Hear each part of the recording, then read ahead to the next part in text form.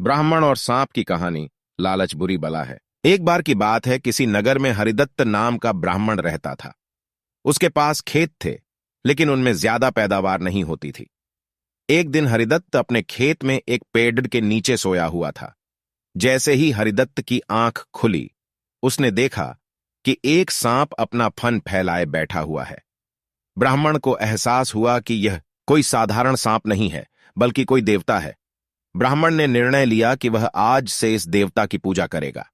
हरिदत्त उठा और कहीं से जाकर दूध ले आया। उसने मिट्टी के बर्तन में सांप को दूध पिलाया। दूध पिलाते समय हरिदत्त ने सांप से क्षमा मांगते हुए कहा कि हे देव, मैं आज तक आपको साधारण सांप समझता रहा, मुझे माफ कर दीजिए। अपनी कृपा दृष्टि से मुझे बहुत सारा धन धान्य प्रदान करें प्रभु। ऐसा कहकर हरिदत्त अपने घर वापस आ गया। अगले दिन जब वह अपने खेत पहुंचा, तो उसने देखा कि जिस बर्तन में उसने कल सांप को दूध पिलाया था, उसमें एक सोने का सिक्का पड्ढा हुआ है। हरिदत्त ने वो सिक्का उठा लिया। अब हरिदत्त रोज सांप की पूजा करने लगा और सांप रोज उसे एक सोने का सिक्का देने लगा। कुछ दिन बाद हरिदत्त को दूर किसी देश जाना पड़ेगा, तो उसने अपने बेटे से कहा कि तुम खेत में जाकर सांप देवता को दूध पिला आना। अपने पिता की आज्ञा से हरिदत्त का बेटा खेत में गया और सांप के बर्तन में दूध रखाया।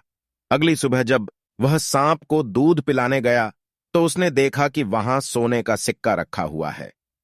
हरिदत्त के बेटे ने वो सोने का सिक्का उठा लिया और मन ही मन सोचने लगा कि जरूर इस सांप के बिल में सोने का भंडार है।